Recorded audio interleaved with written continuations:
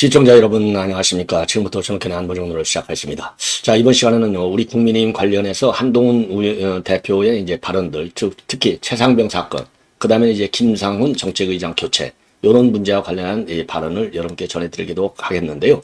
최상병 사건에 대해서는 여전히 3자 특검법을 고수하고 있고요. 그리고 이 김상훈 지금 정책의장 발탁과 관련해서 이거는 친윤계와의 갈등 이슈가 아니다. 뭐 당연히 그렇게 얘기해야 되겠죠. 자, 이러한 발언 내용을 여러분께 말씀을 드리도록 하겠습니다.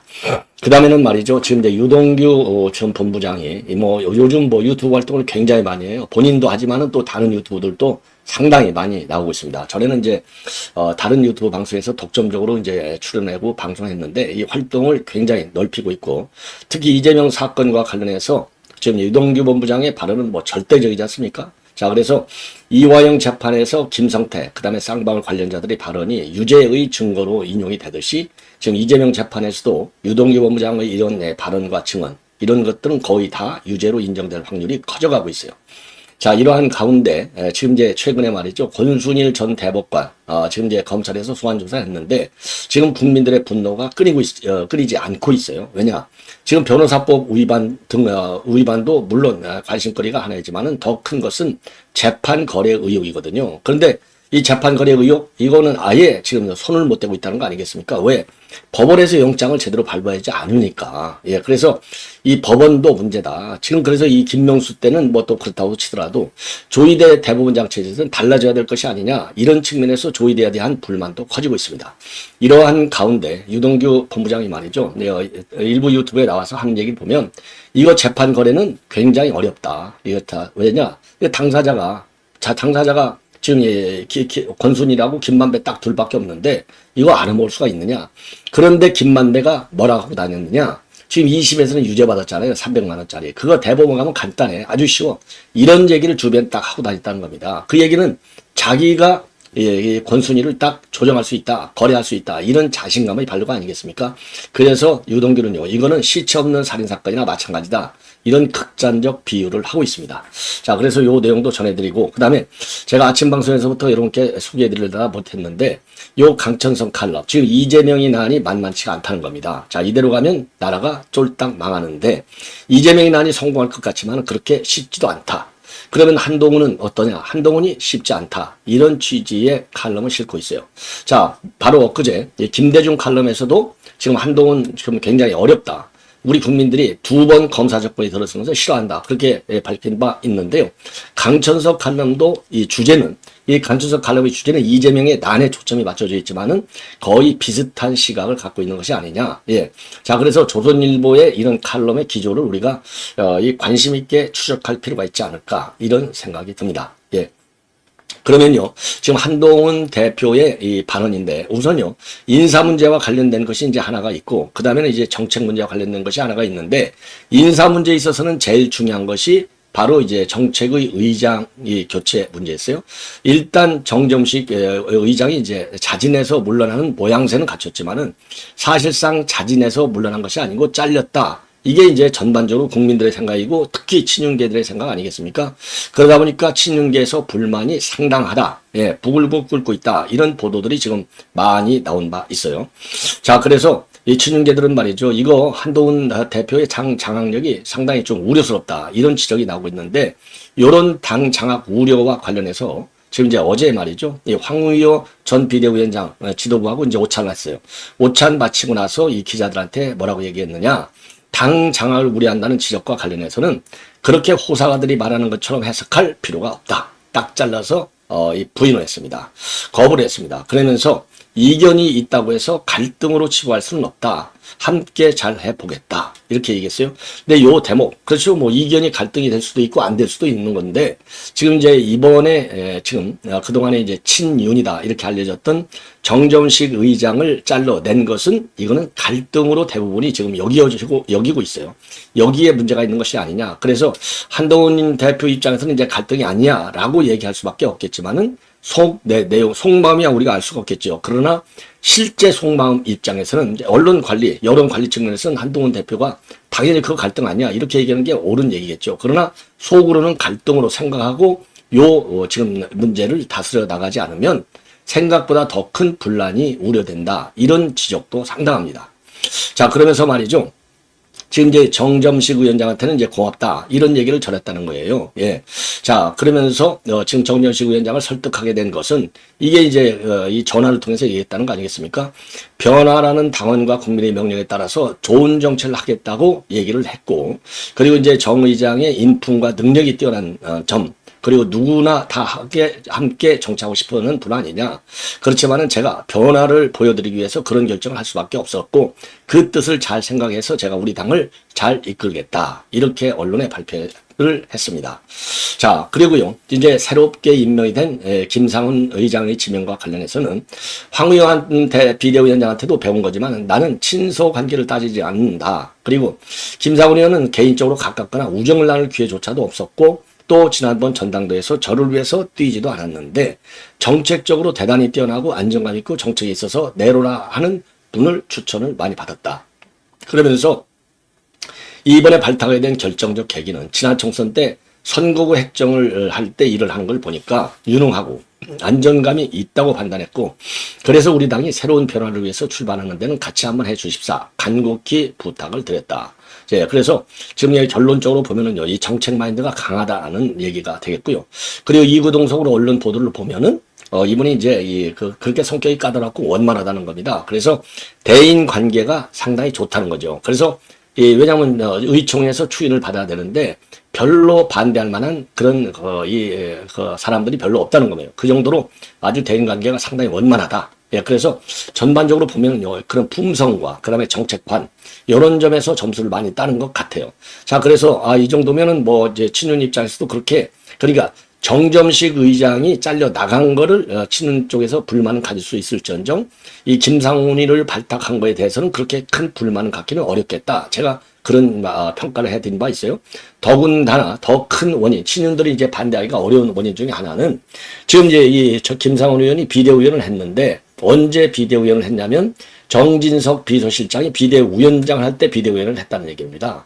그러면은 이제 그 친윤 그리고 이제 대통령과의 관계에서도 상당한 공감대를 가질 수 있는 분이 아닌가. 그러니까 이제 어제 최상병 문제관에서도 뭐라고 그랬어요. 지금 한동훈하고는 달라요. 한동훈 대표는 시종일관 제3자 특검 딱 하나로 올인하고 있는데 지금 김상훈 의원 같은 경우에는 지금 일단 수사를 지켜보자.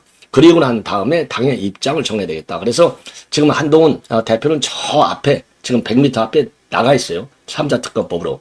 그런데 지금 김상훈 의원 같은 경우는 아직 출발을 안 하고 있습니다. 공수처 수사가 끝나는 걸 보겠다는 겁니다. 그래서 이런 걸 보면 상당히 신중하고 진중한 모습을 볼 수 있는 것이 아니냐 이렇게 생각이 들고요.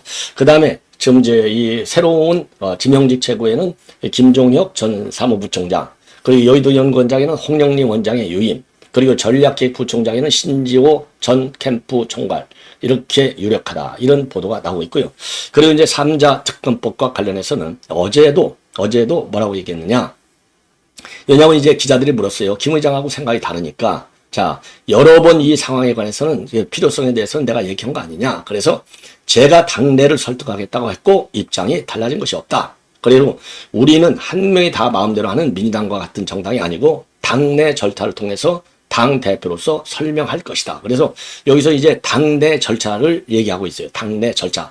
그리고 이재명하고 달리 한 사람이 마음대로 대표가 하는 게 아니다. 이 얘기를 보면은 당론이 아니다라고 한다면 따라갈 수밖에 없는 것 아니냐. 그래서 꼬리를 살짝 좀 내리는 이런 모습으로 가고 있는 것이 아닌가. 이렇게 판단이 됩니다. 예. 자, 이 정도로 이제 말씀을 드리겠고요. 그리고 이제 이 한동훈 대표가 정책의장으로 택한 것과 관련해서는요. 뭐라고 얘기했느냐. 집권 여당으로서 민생에 더 천착하겠다. 이런 공언을 실제화시킬 수 있는 적임자다. 이런 지금 해석이 나오고 있습니다. 예. 그리고 또 이 김상훈 의원도 한동훈 대표도 첫째도 둘째도 셋째도 민생을 강조했는데 야당과 대화의 물꼬를 떠서 성과를 좀 올려주기를 바라는 의지가 작용했다고 생각한다. 이런 입장을 내놓고 있어요. 자, 그래서 일단요, 큰 무리 없이 새로운 정책의장과의 코드, 그러니까 이제 한 대표는 당연히 물론이고, 그 다음에 정부 여당과도 같은 입장일 것이 아닌가, 이렇게 생각이 듭니다. 자, 그리고요, 지금 이제 정치권에서 뜨거운 감자 중에 하나가 25만 원 민생지원금을 주는 문제인데, 어제 용산 대통령실에서도 이거는 첫째 국가 재정 건전성을 해친다. 그 다음에 우연적 입법 아니다. 왜? 처분적 범죄이니까. 예, 두 번째. 이게 이제 두 번째 이유고요. 그리고 세 번째는 인륜 전수 지원에는 동의할 수 없다. 이렇게 해서 우리 이제 용산 대통령실도 거부권을 행사할 수밖에 없다. 이런 입장을 내놨는데요. 이상민 장관도 어제 별도의 브리핑을 통해서 요거는 받아들일 수 없다. 그래서 대통령한테 제의 요구를 거래하겠다라고 밝혔습니다. 자, 뭐 입장은 이제 거의 비슷하죠. 그래서 어제 행안부 장관도 깊은 유감을 표명하고 수용할 수 없다는 점을 분명하게 밝혔습니다. 이건 뭐 안 되는 것은 무조건 하고 안 된다. 이렇게 가야 되겠죠. 예. 그 다음에 유동규 본부장의 이런 발언을 말씀을 드리겠는데, 우선요, 유동규 본부장의 이제 발언 내용 중에 이제 중요한 것 중에 하나가, 이번 지금 이제 권순일 전 대법관, 이 권순일 대법관을 소환 조사하다 보니까 권순일 대법관의 혐의는 두 가지로 이제 압축이 되는 거지 않습니까? 두 가지. 자, 하나는 재판 거래가 되겠고, 하나는 변호사법 등록 위반. 그러니까 변호사법 위반이 되는 것이죠. 변호사법 위반은 그 대법관을 그만두고 나서 2달 만에 화천대유 고문으로 들어갔는데, 그때는 변호사 자격이 없었는데도 불구하고 화천대유의 두 가지 쟁점에 관해서 법률 자문을 해줬다. 이게 이제 변호사법 위반이에요. 그래서 1억 5천만 원을 받았다. 이렇게 돼 있거든요. 근데 여기에 대해서는 지금 이제 검찰에서 칼을 빼서 수사를 하고 있는데, 다른 더 큰 의혹이 뭐냐? 바로 대법원에서 대법관할 때 이재명이의 선거법 위반 사건, 2심에서도 300만 원에 떨어졌는데 요거를 무죄 처리했어요. 무죄 처리하는데 결정적 기여를 한 사람이 바로 권순일인데, 이 권순일이가 이 결정적으로 이렇게 추를 싹 돌려놓게 된 계기는 김만배의 로비가 작동했다.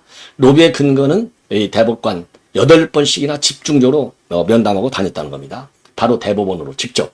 요게 다 나와 있잖아요. 그래서 이제 재판거래 의혹이 상당히 큰데, 이 재판거래 의혹이 수사가 안 되는 이유 중에 하나는, 수사를 하려면 이제 압수수색이 먼저 선행이 돼야 되는데, 압수수색 영장을 김명수 대법관 체제, 사법부 체제에서 전부 밖으로 했어요. 거부했어요. 압수수색 영장을 내주지를 않았어. 그러니까 이제 검찰도 수사하기가 어렵다는 겁니다. 여기에 대해서 지금 이제 유동규 본부장이 지금 이제 유튜브에 출연해서 하는 내용들을 보면은 이거는 시체 없는 살인사건이나 마찬가지다. 왜?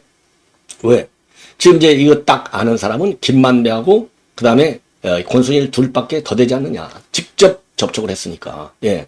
자, 그래서 이거 왜냐면 더군다나 말이죠. 2심에서 300만 원의 벌금형이 떨어졌는데, 그러면 이거 당선 무효잖아요. 그럼 오늘날과 같은 이재명 같은 인간을 우리가 안 봐도 되는 거죠. 예. 그런데 이게 딱 두 사람만 알으니까 알아먹을 수가 없지만은, 유동규 본부장의 통례에 의하면 김만배가 뭐라고 하고 다녔느냐. 요거 대법원에 가면 내가 다루기가 훨씬 더 쉽다. 이런 얘기를 하고 다녔다는 겁니다. 그 얘기는 김만배가 이 권순일하고 노비가 될 수 있는 상대로 찍고 집중적으로 노비를 했다. 이렇게 결론을 낼 수 있다는 것이죠.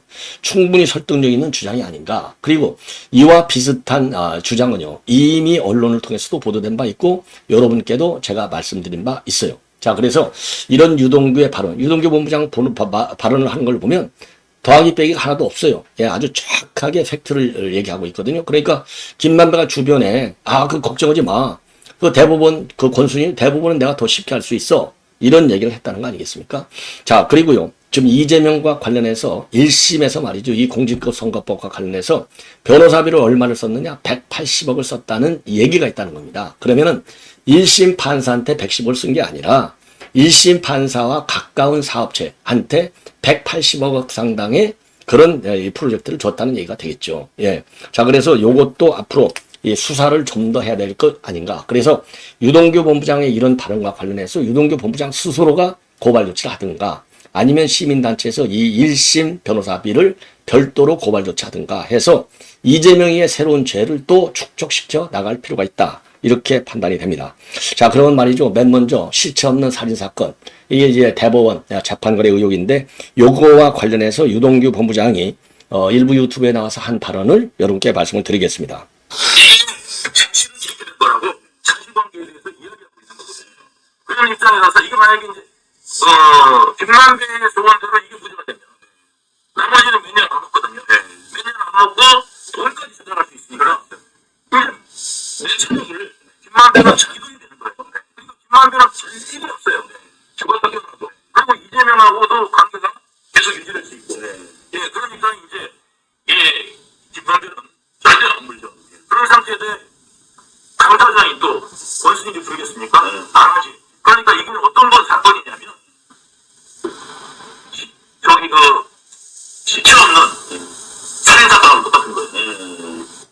자, 딱 맞는 얘기죠. 시체 없는 살인사건하고 똑같다. 예. 아주, 유동규 본부장이 말을 아주 엄청 잘해요. 제가 보니까. 예. 아주 잘하는 분인 것 같아요. 자, 그리고, 그 다음에 이제 또 하나 아까 말씀드린 대로 1심에서 180억이 됐다. 예. 요 얘기를 여러분께 한번, 예, 말씀을 드리겠습니다. 제3자. 그 다음에 2심 판사는 건드리면 손해보다.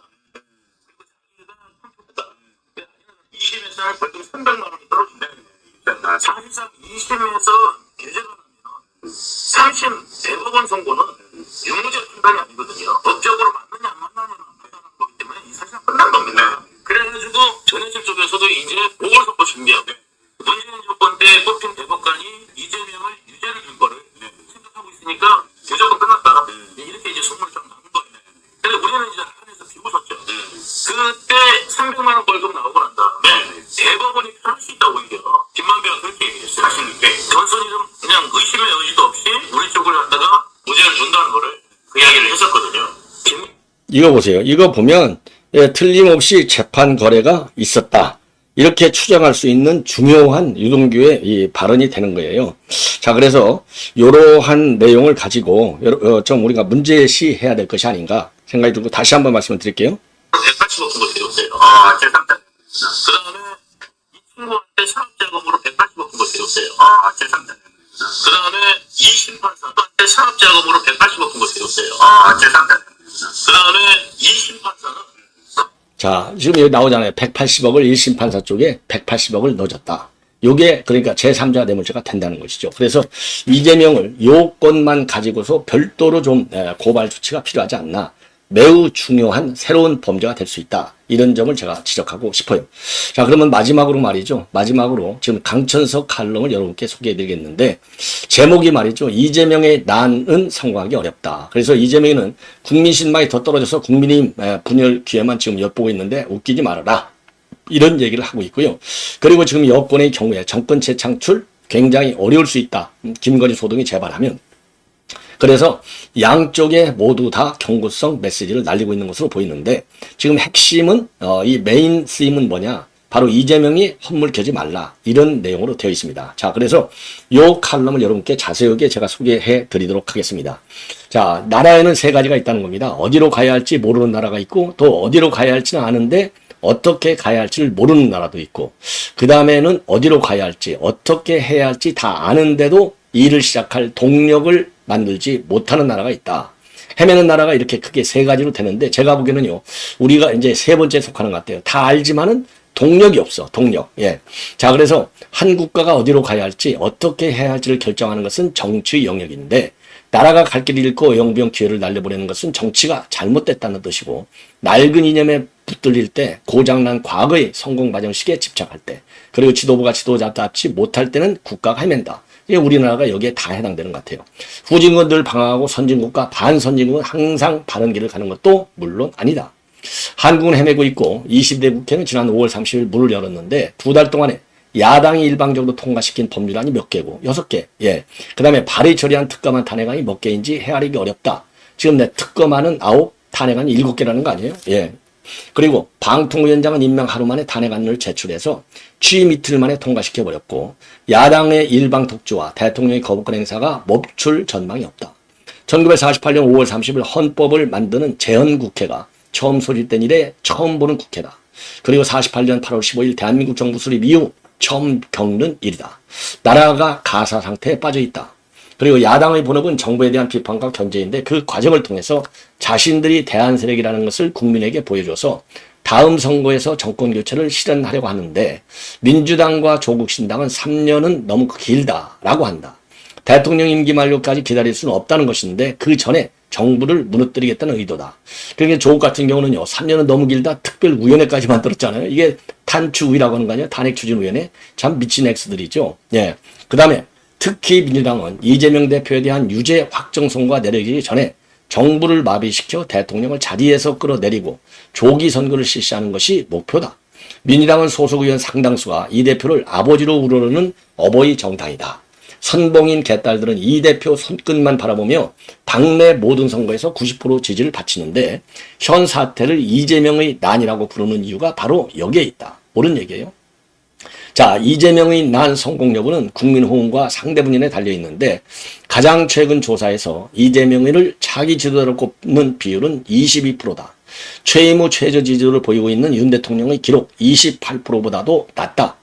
대통령 지지도는 30대에서 20대로 떨어졌지만 이 대표 지지도는 올해 들어서 한 번도 30%대에 들어선 적이 없다. 아주 중요한 지적입니다.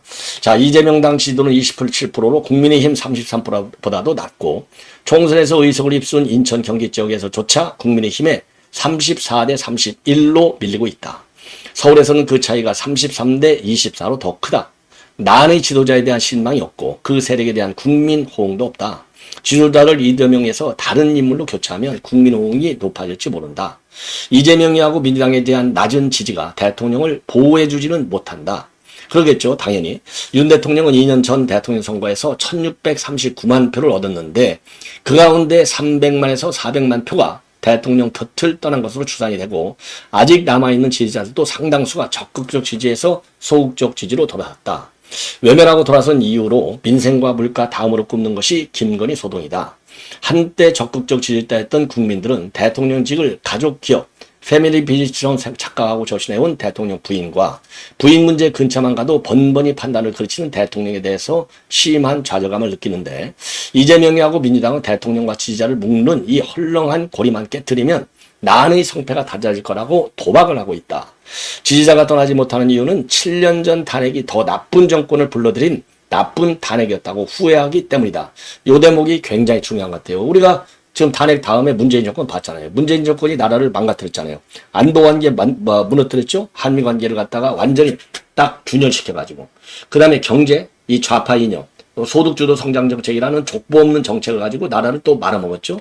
그리고 또 이 포퓰리즘 가지고 또 나라를 말아먹었잖아요. 국가 재정의 건전성을 아주 현격하게 훼손시켰지 않습니까? 국가 부채를 지금 1000조를 넘게 만들어 놓은 게 누굽니까? 문재인 정권이거든요. 역대 정부가 600조인데 지금 문재인 정권에서 400조의 부채를 늘려놨어요. 이거 지금 윤 대통령이 지금 앓고 있잖아요. 그래서 요거 그러기 때문에 이렇게 나쁜 정권이 나왔다는 걸 알기 때문에 윤 대통령 정부에 대한 지지도는 낮지만 그렇다고 떠나지는 않고 있다는 겁니다. 그렇기 때문에 이재명이가 그렇게 쉽게 이재명이 난 갖고 먹으려고 하지만 못 먹는다 이거예요. 자, 그래서 말이죠. 한동훈 대표는 적자 정권의 상속자다. 적자는 이 적자 할 때 그 아들 자자가 아니고요. 그러니까 마이너스 정권. 그 왜 그러냐면 지금 적자 정권이라는 여러 가지 측면에서 지금 예를 들어서 이제 지금 대통령 지지율이 낮다 이런 거. 윤 대통령 당선은 어느 자리에서 검사 100명만 데리고 들어가면 나라를 바꿀 수 있다고 했는데 국민은 검사 출신이 나라를 어떻게 운영하는지 인사를 어떻게 운영하는지 국민과 어떻게 소통하는지 수신 재관은 어떻게 하는지 알 만큼 안다. 이 상황을 그대로 두고 다시 정권을 만드는 것은 달걀을 깨트리지 않고 병아리를 꺼내는 일만큼 어렵다. 그러니까 거의 불가능하다는 얘기죠. 어떻게 달걀 깨트리지 않고 병아리가 나오겠어요. 어디로 가야 하는지 알고 어떻게 해야 하는지 알면서 헤매는 나라를 돌려 세우는 것은 쉽지가 않다. 요렇게 지금 결론을 내리고 있습니다. 자, 우리 모두의 선택에 달려있는 것인데 어떤 경우라 하더라도 이재명의 민주당, 조국의 혁신당한테 나라를 바쳐서야 되겠습니까? 병가지 상사. 자, 그래서 여러분들 말이죠. 이쁜 아들한테 떡을 더 주는 게 아니라 이쁜 아들한테 매를 더 주라. 그리고 미운 아들한테는 떡을 더 주라. 엿을 더 줘라. 이런 옛말이 있었던 것 같아요. 제가 옛날에 시골에서 클 때. 자, 그래서 그럼에도 불구하고 요 칼럼의 취지를 보면은 우리 이제 여권이 정신을 차려야 되고 첫째는 그 정신 차리는 데는 우선 당 대표인 한동훈의 대표의 책임이 그만큼 무겁다. 그리고 지금 현 여권이 마음에 안 든다고 그래서 이재명 쪽으로 마음을 돌려서야 되겠느냐. 그래야만이 나라가 갈 길만이라도 최소한도 알면서 나라를 끌고 갈 것 아니냐. 지금 민주당은 나라가 가서는 안 되는 길로 나라를 끌고 가고 있고 나라를 끌어서는 안 되는 인간이 지금 나라를 망치는 당을 망치는 길로 몰아가고 있다. 요 점을 지적하고 있는 겁니다. 그래서 이재명의 나음은 절대적으로 국민의 공감을 받을 수 없고 이재명의 나는 실패로 끝날 것이다. 이런 지금 결론을 내리는 것이 아닌가 그렇게 판단이 됩니다. 시청자 여러분 이것으로 본 방송은 마치겠습니다. 대단히 고맙습니다.